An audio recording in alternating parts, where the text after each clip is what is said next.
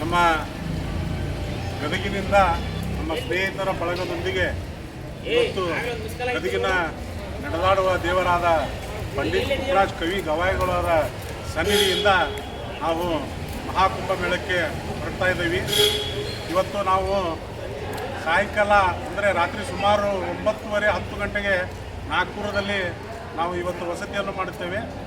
ನಂತರ ನಾಳೆಯ ದಿವಸ ನಮ್ಮ ಪ್ರಯಾಣವನ್ನು ಮುಂದೆ ಬೆಳೆಸಿ ಪ್ರಯಾಗರಾಜಲ್ಲಿ ನಾವು 2ನೇ ತಾರೀಕು ಬೆಳಿಗ್ಗೆ ಇರ್ತೀವಿ.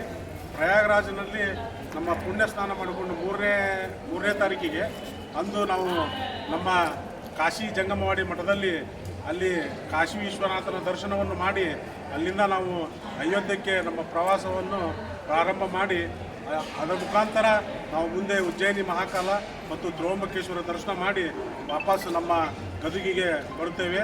ನಮ್ಮ ಹಿಂದೂ ಸನಾತನ ಧರ್ಮವನ್ನು ಉಳಿಸಲು ನಾವು 144 ವರ್ಷಗಳ ಹಿಂದೆ ಬಂದಂಥ ಈ ಮಹಾಕುಂಭ ಮೇಳಕ್ಕೆ ನಾವೆಲ್ಲರೂ ಹೊರಡ್ತಾ ಇರೋದು ನಮಗೆ ಒಂದು ಸಂತೋಷದ ಸುದ್ದಿ. ಇದು ಮುಂದೆ ನಮ್ಗೆ ಮಕ್ಕಳಿಗೆ ಸಿಗುತ್ತೋ ಇಲ್ಲ ಗೊತ್ತಿಲ್ಲ.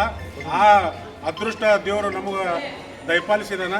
ಅದಕ್ಕೆ ನಾವೆಲ್ಲ ಗೆಳೆಯರು ಬಳಗ ಸುಮಾರು ಒಂದು 20-22 ಜನ 2 ಗಾಡಿ ಮಾಡಿಕೊಂಡು ನಾವು ಹೊರಡ್ತಾ ಇದ್ದೀವಿ. ತಮ್ಮೆಲ್ಲರ ಆಶೀರ್ವಾದ ನಮ್ಮ ಮೇಲೆ ಇರಲಿ, ನಮ್ಮ ಪ್ರಯಾಣ ಸುಖಕರವಾಗಲೆಂದು ನೀವೆಲ್ಲರೂ ಹಾರೈಸಿ ನಮ್ಮ ಪುಟ್ಟರಾಜರ ಆಶೀರ್ವಾದ ನಮ್ಮೆಲ್ಲರ ಸ್ನೇಹಿತರ ಮೇಲೆ ಇರಲಿ ಅಂತೇಳಿ ನನ್ನ 2 ಮಾತುಗಳಿಗೆ ವಿನಂತಿ ಹೇಳ್ತೇನೆ.